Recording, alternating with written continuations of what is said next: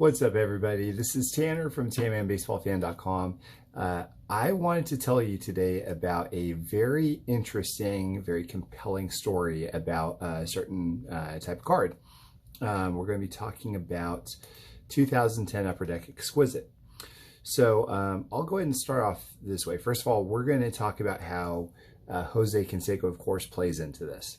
So, and I believe it was in October of 2001, I think, is the last time that Canseco actually played in a Major League Baseball game. He was out of baseball at the age of 37. He clearly had more time to play, more gas in the tank.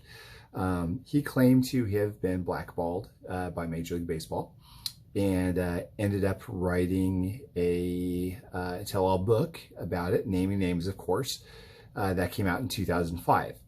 So let's talk about what happened between 2001 and 2005. So first of all, 2000 and 2001, I think, were the first years that that Canseco actually had patch cards that were created. And I think there were, I could be wrong, but I think there's really only two of them out there, two types of cards that they created. I think they're both from Upper Deck that had actual patches. After that, 2002, 2003, 2004, 2005, there were various different patches. Not a whole lot of them, but there were a lot of cards of Canseco that were created. Well, when he wrote the book, it was almost as if baseball cards blackballed him also or something, because after 2005, even though there were, I think, probably 250 or so different cards that were created in 2005 of them, somewhere around there. It dwindled to like almost nothing in 2006. Same with 2007, 08, 09, and all the way up until 2014. That was the next time we were able to actually, as collectors, get licensed Canseco cards. So we're talking about an 8-year drought of almost, not completely drought, but almost nothing in the way of licensed cards for Jose Canseco. That's where we're going to go ahead and switch tracks a little bit. We're going to talk about Upper Deck Exquisite. In 2009, at the end of 2009, Upper Deck came out and basically said they're going to create, bring back in their high-end design, Exquisite. Exquisite is a beautiful set, just an absolute beauty of a set. And so they were going to release the set in 2010, and they're going to release the cards or insert them not as a standalone product, but more like the 1998 Donruss Crusade, in that they would insert them randomly throughout different types of cards, like SPX, the flagship Upper Deck, Gaudy, SP Authentic, I think. And so to start off with, at least for Upper Deck Series 1, the base cards were going to be like a case hit. So the base cards were numbered out of 75. They also had patch cards. They were out of 50. And there were some dual, triple, and quadruple player patches as well that were like out of like 35 or something. I don't really recall what those were. Beautiful cards. Canseco collectors probably were excited because they were wondering if Canseco was going to be actually in this product for the first time in years. Problem is that Major League Baseball slapped Upper Deck with a lawsuit. Topps had actually signed a contract for their exclusive back in 2009, but Upper Deck, apparently, this is what I read, they went ahead and kind of just, you know, trudged on and created some baseball cards anyways. That's why you have 2010 Upper Deck, and that's why you have some of these other cards. And so in early 2010, like I said, Major League Baseball sued Upper Deck, and they said, you got to stop. So they agreed to not release any other cards beyond 2010 Upper Deck, which meant that Exquisite was out the door, like out the window. You couldn't, you know, they couldn't release those or anything through those other releases that they're going to do. So what happened was they were only seen through 2010 Upper Deck. So the base cards, instead of them being numbered out of 75, it's been reported all over the internet that there's only about 6 or 7 copies of each. The patch cards, they're only out of, instead of being out of 50, the single patch cards apparently are only out of 5. And so really, really intriguing story. Like, these are actually cards that aren't supposed to exist. So let me show you something here, what I've been able to pick up. All right, guys, you ready?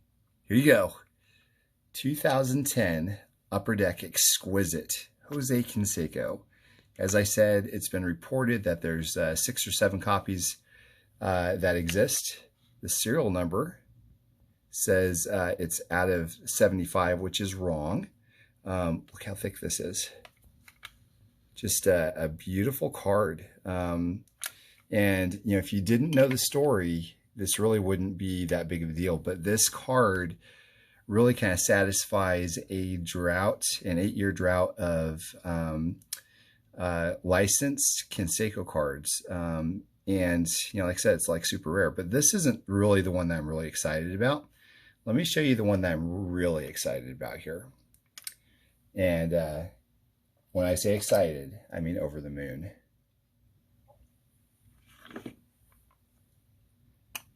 The patch. The single patch card. 2010 Exquisite. It says it's numbered out of 50.